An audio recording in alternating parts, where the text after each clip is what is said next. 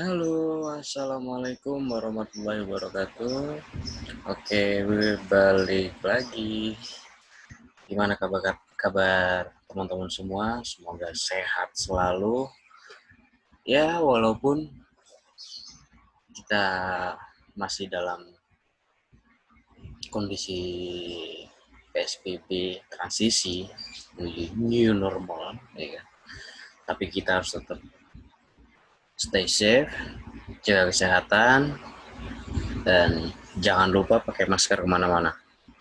Oke, di sini saya bakal apa namanya ya, menjelaskan enggak, karena gue bukan, jadi apa ya jadinya ya,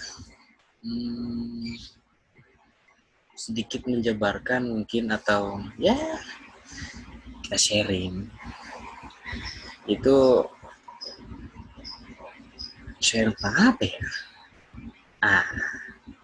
penasaran kan ya? Di sini saya ya kan, sebelumnya kenalan dulu, soalnya kalau kita nggak kenalan dulu gimana kalian bisa kenal saya. Oke, pertama kenalkan, nama saya Kartiko Januardi, mahasiswa psikologi semester 4 di Universitas Islam 45. Oke. Nah, di sini saya akan balik lagi, saya akan menjabarkan tentang sikap dasar konselor pemahaman. Oke. Setelah itu kita mulai. Oke. Di sini yang pertama, apa sih sikap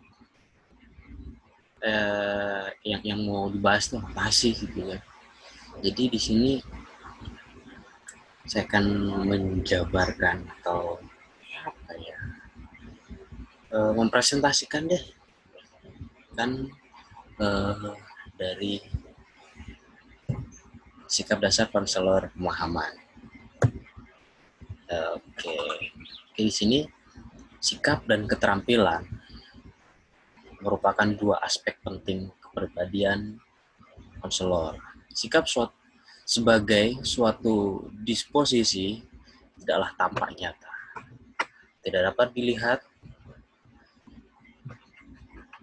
Sebaliknya, keterampilan dapat tampak wujudnya dalam perbuatan. Gimana? Dari gambaran? Nah, jadi sikap tuh gimana? Kalau menurut saya, sikap itu nggak ada bentuknya, atau nggak ada. Jadi kalau dilihat itu nggak ada bentuk visualnya. Tapi sebaliknya, keterampilan itu ada wujudnya dalam perbuatan. Jadi keterampilan. Jadi katakan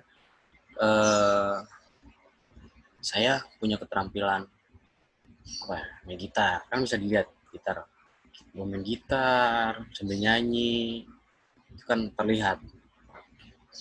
Lanjut, fungsi keterampilan bagi konselor adalah suatu upaya untuk merefleksikan sikap yang dimilikinya terhadap para klien. Itu menurut Empire 2002. Sikap dasar merupakan suatu kondisi fasilitatif dari konselor yang dapat membantu terjadinya perubahan pada diri klien. Beberapa sikap dasar konselor tersebut adalah sebagai berikut. Next. Ini pindah dulu nih. Oke, kita pindah ke sini dulu. Nah, yang kedua,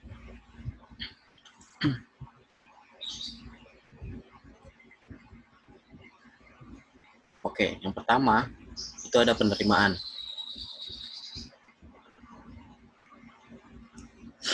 Istilah penerimaan atau acceptance equivalent dengan pengertian penghargaan positif. Penerimaan mengacu pada kesediaan konselor memiliki penghargaan tanpa menggunakan standar ukuran atau persyaratan tertentu terhadap individu sebagai manusia atau pribadi secara utuh.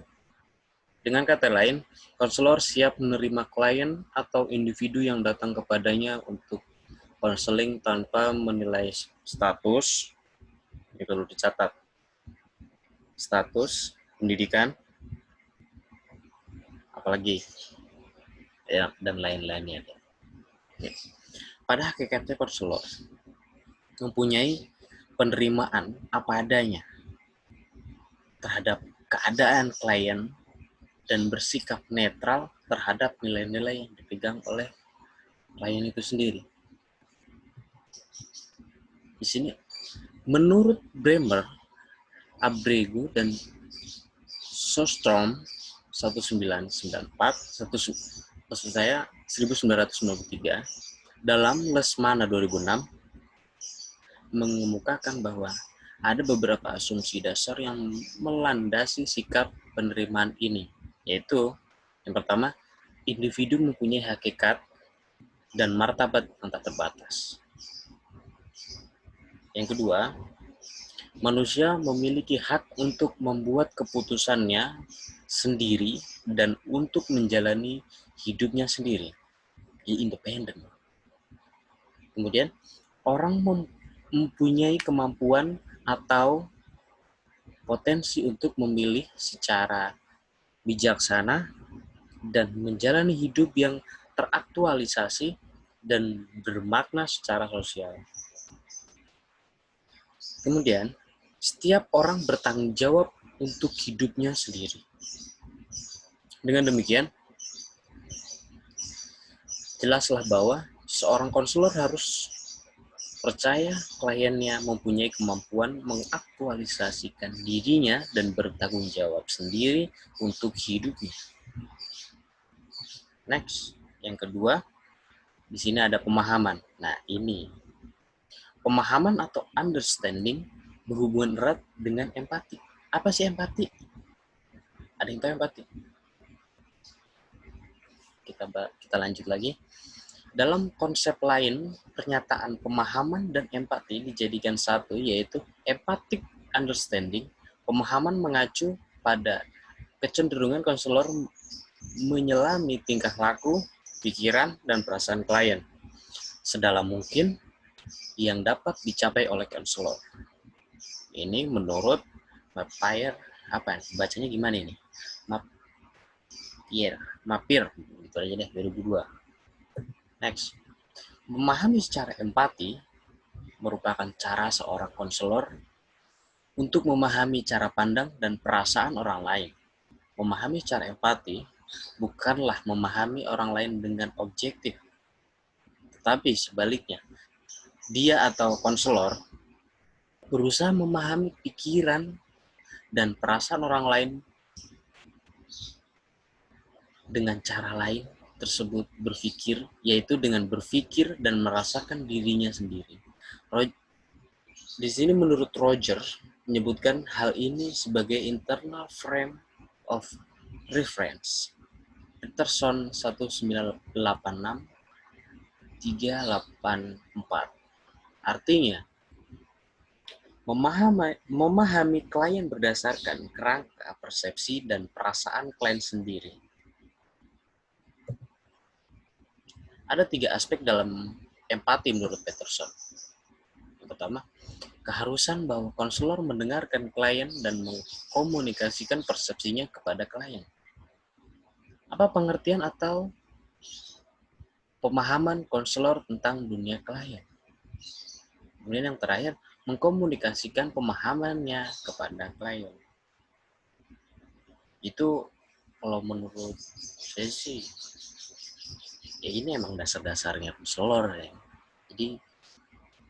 Jadi konselor diharuskan untuk mendengarkan keluh kesah klien, atau apa sih yang mau dikonsultasikan oleh klien dengan seksama, dengan cermat gitu. Kemudian ada pengertian atau pemahaman konselor tentang dunia klien. Jadi setelah mendengarkan keluh kesah klien, jadi konselor diminta untuk memahami, kemudian menyimpulkan, dan terakhir mengkomunikasikan pemahamannya kepada klien.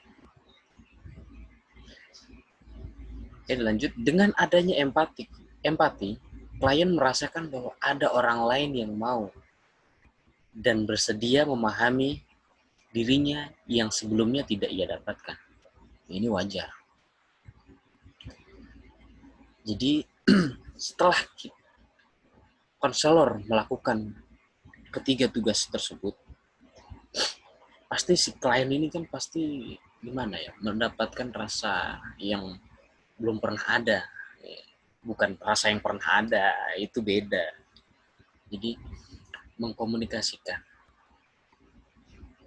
itu menurut klien itu merupakan hal yang baru. Sama halnya ketika kita curhat sama teman. Kita curhat sama teman, ya kan? Dia mendengar kita cerita, teman kita mendengarkan. Kemudian setelah dia mendengarkan, dia memberikan masukan kepada kita. Iya enggak? Nah, setelah teman kita ini memberi masukan kepada kita, kita akan merasa lebih plong, kita lebih tenang. Oke, di situ. Gimana? Lanjut dong. Dan yang ketiga ada kesejatian dan keterbukaan. Kesejatian atau authenticity pada dasarnya menunjuk pada keselarasan atau harmoni yang mesti ada dalam pikiran dan perasaan konselor dengan apa yang terungkap melalui perbuatan atau ucapan verbal. Kesejatian memiliki persamaan istilah dengan kongruensi, keaslian, genuineness, kejujuran, honesty, keterbukaan, disclosure. Maaf kalau bahasa Inggrisnya rada-rada belepetan.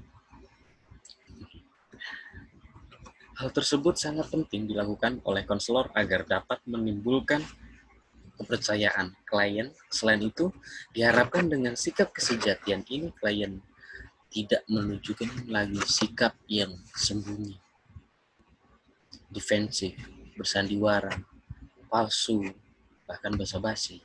Ini menurut Latih pun 2004. Jadi gitu. Jadi ketika kita berhadapan dengan seandainya kita menjadi konselor, kemudian ada klien yang datang kepada kita, di sini kita diminta untuk keterbukaan kita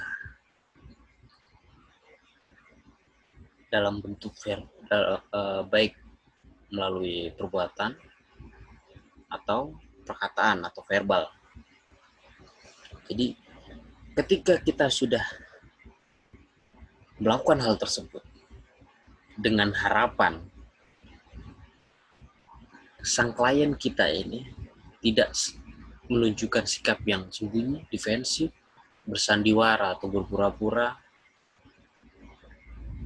memberikan keterangan yang berbelit-belit atau palsu, bahkan jadi ada juga yang bisa sampai basa-basi seperti yang disampaikan oleh Latih 2004. Jadi biar sama-sama terbuka, biar sama-sama enak. Sang klien enak dalam kata dan dengan kata lain enak di sini yaitu menjadi plong. Apa yang sudah dia pendam itu menjadi ya sedikit demi sedikit menjadi terkikis dan kemudian dengan harapan bisa hilang, bisa sembuh. Kita lanjut.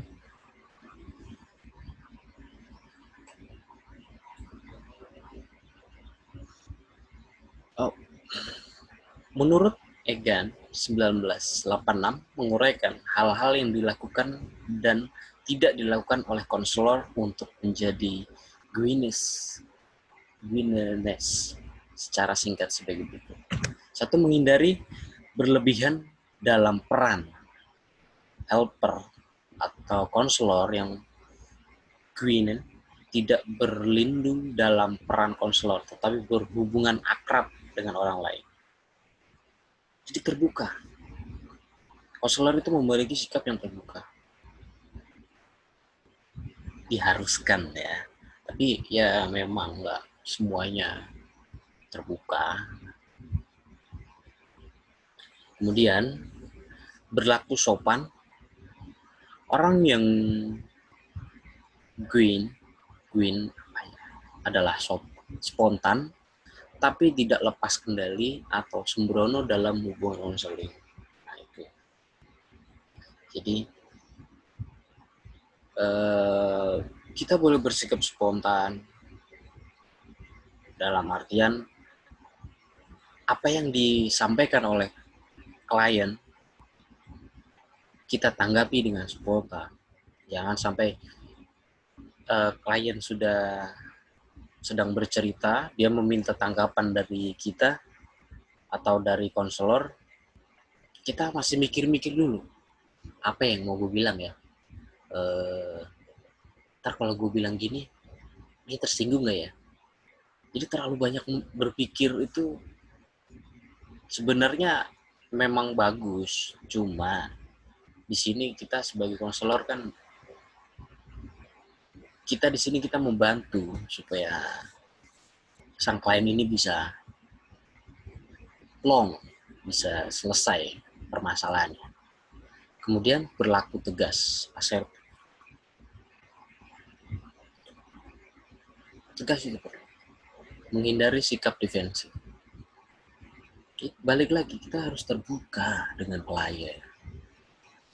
Begitu pula klien kepada kita. Kan yang mau diselesaikan masalahnya klien, bukan kita yang punya masalah. Enggak. Kemudian berlaku konsisten. Helper atau konselor menghindari pertentangan antara nilai-nilai dan perilakunya antara pemikiran dan kata-katanya dalam berinteraksi dengan klien.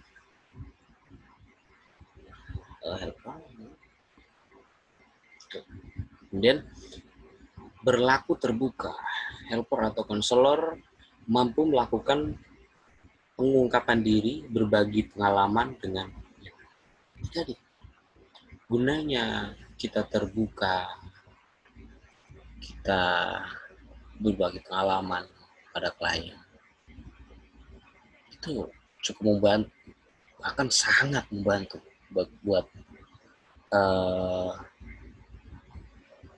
berjalan untuk untuk mempermudah atau membuat sang klien ini menjadi terbuka dalam artian pola berpikirnya menjadi terbuka. Jadi sehingga sang klien ini mau terbuka kepada kita atau konselor. Jadi kita bisa berbagi pengalaman. Oh iya, dulu gue tuh pernah gini. Pasti dia nanya, kok bisa gini deh, kita ambil contoh. Iya, saya dulu juga seorang pemabuk. Tapi suatu ketika saya berpikir kalau saya begini terus, hidup saya nggak akan pernah berarti. Hidup saya akan tetap aja berada di sini. Hidup saya nggak akan pernah berguna buat orang lain. Dengan spontan, klien pasti bertanya, itu bagaimana ceritanya Pak atau Bu? atau Kak. Nah, pasti kan timbul rasa penasaran dari klien ini. Kemudian kita jawab lagi. Jadi dengan cara dengan ini, dan banyak cara. Oh, pasti jawaban klien pasti.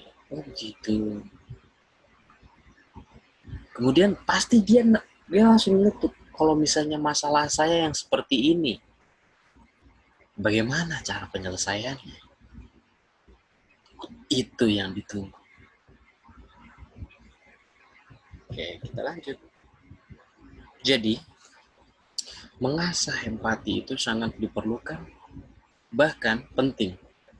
Apalagi untuk orang-orang yang berkecimpung di dunia psikologi. Masa iya sih?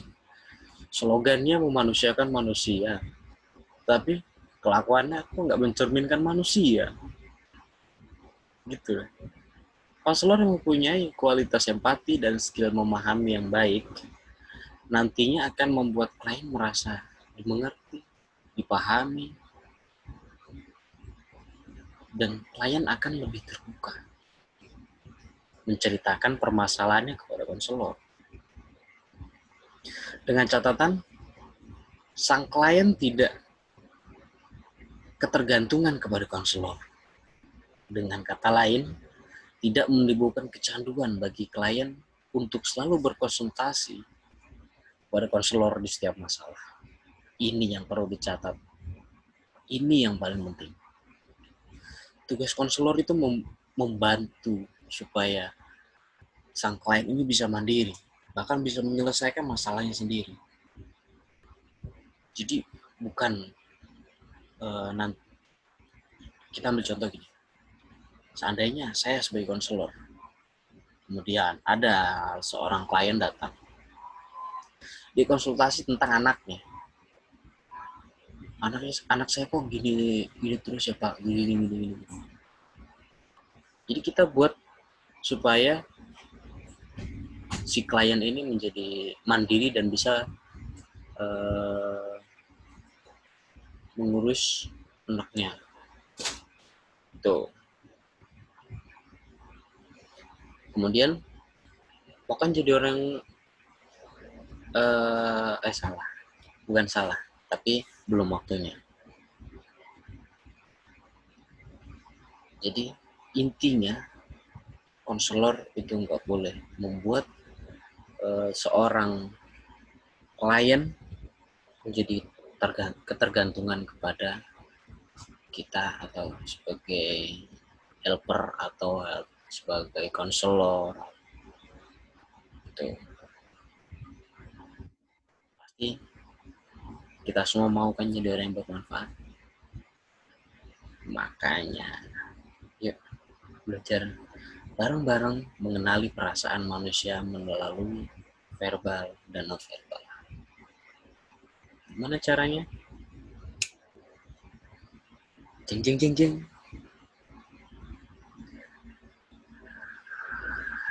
Gitu. Jadi gimana belajar mengenali perasaan manusia melalui verbal dan non-verbal? Itu dengan cara kita bertutur kata yang baik, kita menghormati orang lain, dan yang non-verbal atau perbuatan itu sama saja. Kita berlaku baik kepada setiap orang. Udah amat deh mereka pada mau baik ke kita juga atau enggak, yang penting kita sudah berbuat baik. Yang penting itu kita berbuat baik, kemudian kita bertutur kata yang baik, sopan. Itu cara buat memahami orang. Itu cara untuk memahami baik itu ya semua lah. Oke. Mungkin cukup sekian video dari saya. Mohon maaf jika masih banyak belepetan nih, masih banyak kekurangan. Mohon maaf. sebesar-besarnya. Akhir kata, wassalamualaikum warahmatullahi wabarakatuh. Psikologi maju, psikologi for you and me.